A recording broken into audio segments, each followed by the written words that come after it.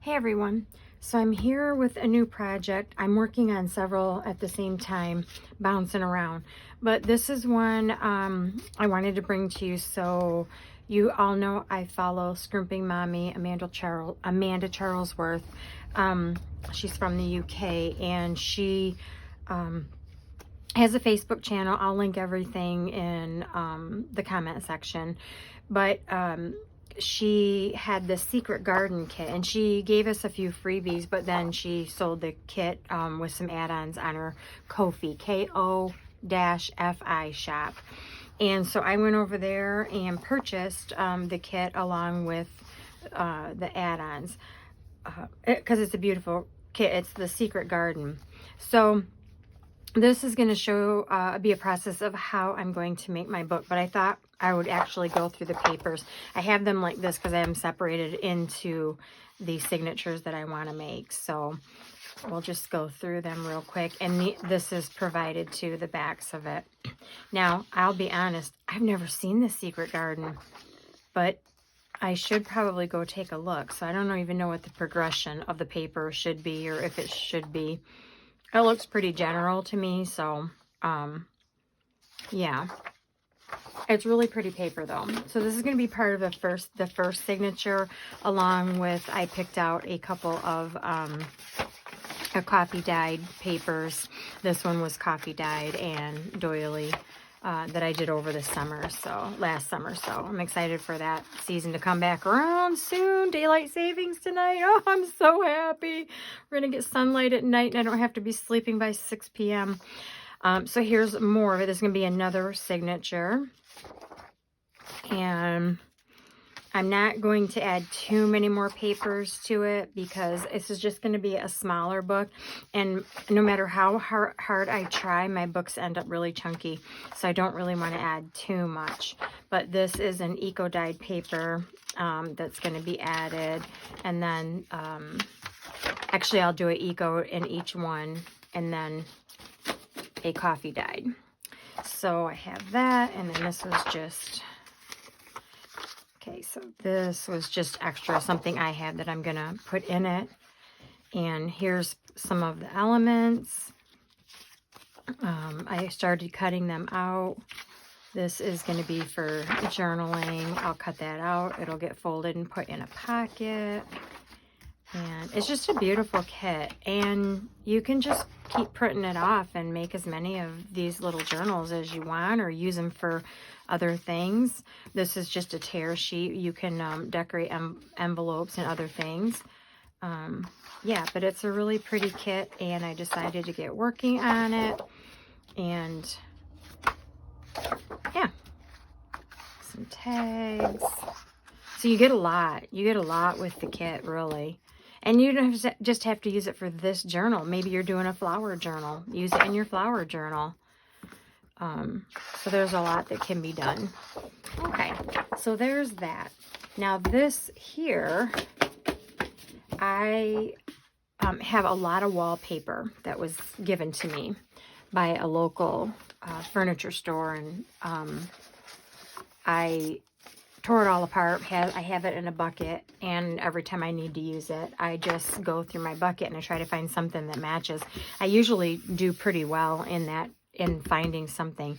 So this is like just a old, it comes from like an abstract office, but it's very, very sturdy, and that's what I like about using these. They're just a little bit of a sturdier material.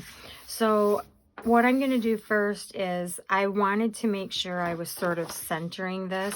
So I basically did all of the measurements in the back. I kind of lined up where I needed it. And then, of course, I lined up where I'm actually going to place it, so things fall where I need them to fall. So the best way, what I'm going to do first is I'm going to trim off the excess. I'm not going to need it. I'm going to need around it because that's going to be used to fold in to the paper. Now, if you don't have wallpaper, you can just use paper. You know, regular paper. You can use fabric. There's lots of ways to cover the junk journal cover. but I really do like using the wallpaper. It's super sturdy. It just gives it a nice finish, and luckily I have it, and I can incorporate it. And set those aside because I can always make pockets and stuff to sort of match. Obviously, I'm going to have to do something else in the inside because this is not, I don't have 2 sheets of this. But going forward, let's see. So I have my outline, and I have found the best way for me is I'm going to put glue on this spine first. Now, this spine I'm going to reinforce from the inside in a different way. I'm not too worried about the outside because I'm going to try to make it as simple as possible, but I'm not really sure I know what simple is, because as simple as I try to make things, I end up, I don't know, like my books get really thick, and then I add this and I add that, but I guess it's not a bad thing. It's just my artistic vision, and that's what I go with. So I'm using art glitter glue. You can also use Fabri-Tac. That'll work. I imagine a Mod Podge, but I just find my art glitter glue. So I only do the spine, and then I'm going to lay this down. Let's see, I'm going to lay this down where I need it. And I'm going to be a little precise about that to start, because when that art glitter glue takes hold, it takes hold. Okay. And I'm just going to press that down, and it's on there. So at this point, I have found that if I do it this way, and then I fold this paper into the book, I fold it in, kind of work it, fold it back, and then I glue. I think it's a little bit wonky, but that's okay. It's probably the way I cut it. And then I glue this portion. I'm going to straighten that up just a little bit. Looks like I got it a little bit wonky. And of course you have fancy tools like this that I never, once in a while I'll grab them out. So I will say the art glitter glue to the Fabri-Tac, I feel like the Fabri-Tac has a little more move in it. So once your thing is on here, you just get a little more move in that spine. But I'm going to stick with my art glitter glue for now. And just so I don't get this side of the page glue on it, I'm just going to do this real quick.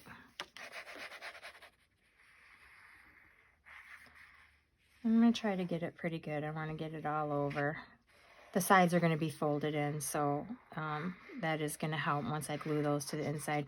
And the spine, I don't like try to get deep into the spine, because I feel like the glue stiffens that corner, and then you just don't get movement. That's just what I have found, to lay it back out. And I'm going a little bit crazy on this because I want that to stick. It's going to stick. I just want it to be a little more even. So, okay, where's my pin? You don't want to lose your pin. There it is. Because I didn't put it back where it should be put. Okay, so now I'm just going to fold that over. And I'm just going to press that down. But while that is sort of pressing down, I'm going to fold it back too.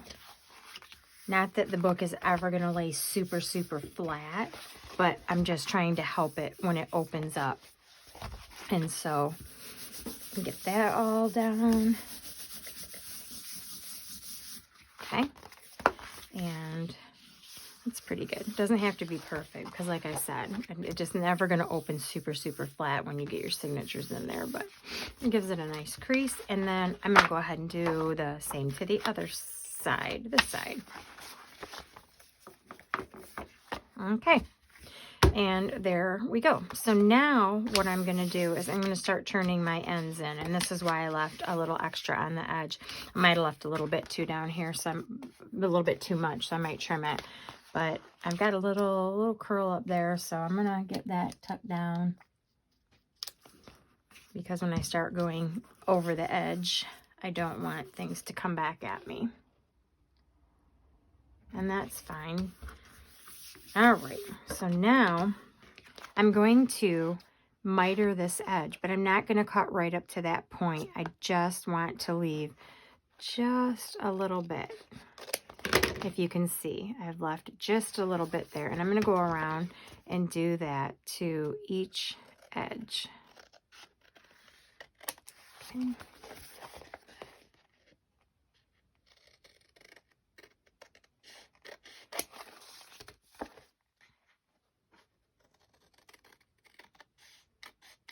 Okay. So what I could have done was I could have covered each side, then done the spine and tucked all that in, but I'm just kind of doing one full sweep. So now this is a little bit too much, so I'm going to trim some of that down a little bit more. I don't need quite that much. I think we're pretty good. All right, so in my spine, what I'm going to do is I'm literally going to take a minute, I mean just a sliver, literally just a sliver from each side of that. Because when I turn it up into the book, I want it to catch and be able to be covered. Although I'm going to be covering the spine, I still want it in there. But you don't want it to impede your spine, because when you go to shut the book, then it's going to cause resistance. So I'll get that out in a minute. So I'm literally just kind of a little bit off there, taking a sliver.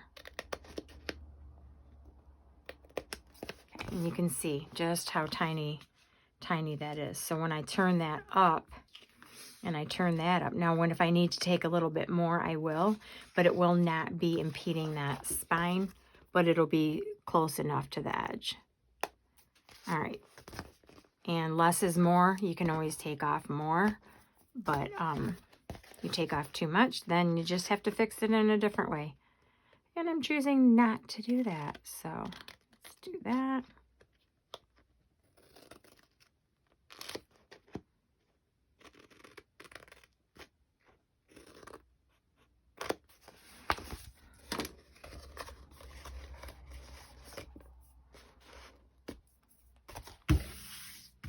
All right, so I have all my sides where they need to be, and the first thing I'm going to do is I am going to glue these ends up. But before I do that, I'm going to check each side.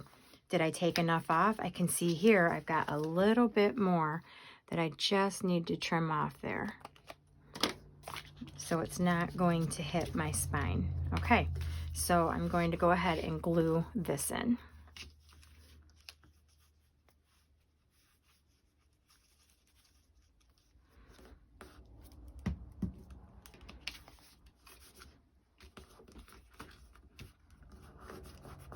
And then I'm going to go ahead and do this side. Put my pen where I can find it. My pin. That looks pretty good. And usually the wallpaper is not super thick, so it doesn't really impede it too much, but I just like it to move a little bit, flow a little bit better. All right, so we're going to go ahead and just start working the paper. And we're just sort of training the paper. This is the way I want you to go. This is, and we're just going to smooth it in there. I'm going to do that for each side. I'm going to take a little bit more off of that though.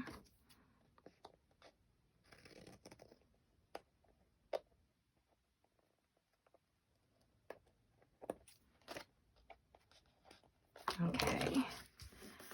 And I'm going to start before I glue all of these down. Okay. I'm going to get my pin back in my glue here before my glue stops up. Yeah, you can't leave the pin off this for too long or you're going to be in trouble. Okay.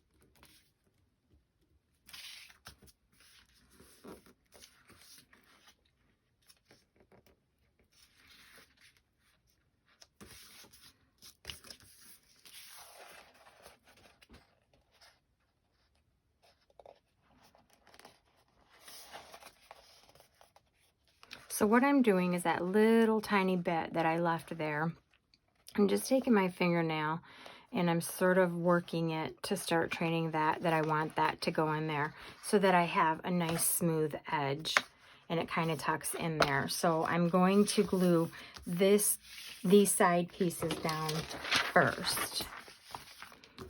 That way I can work my little edge there and it just will look a lot neater.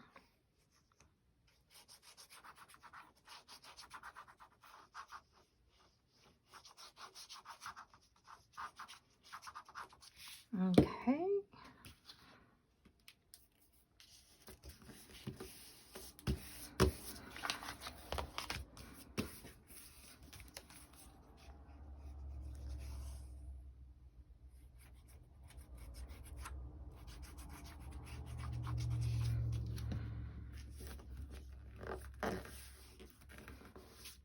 Okay, so as I start to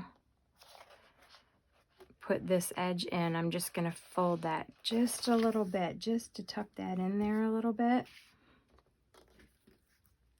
And then smooth it down, which most of this is going to get covered too, but I just want to have a nice edge here. Okay, so then I'm going to go ahead and glue that down. And I'm going to do that all the way around. Okay, there we have it. So now we have the outside of my Secret Garden book.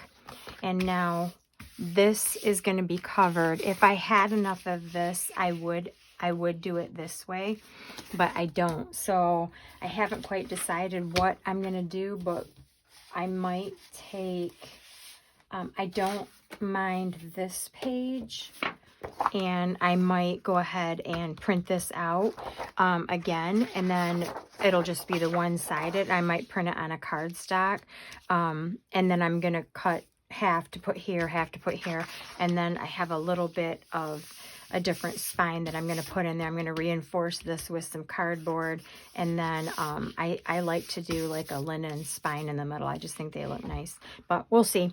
But anyway, this is the start, and that's my cover. And sometimes if I have these little teeny little things sticking up here, I just clip them off, and then I'll probably go around and also ink all of the edges and ink that. And yeah, and also, if you decide which way, like this would be up for me, I think. And it looks weird like this. I guess it doesn't matter either way. It's pretty even. And if I wanted to put a charm up here, this is the time I would get a hole started in there and make sure that I could put a charm in later. But anyway, that's the start, and come back and we will do the pages. I might add it to this video, or I might just do a different one.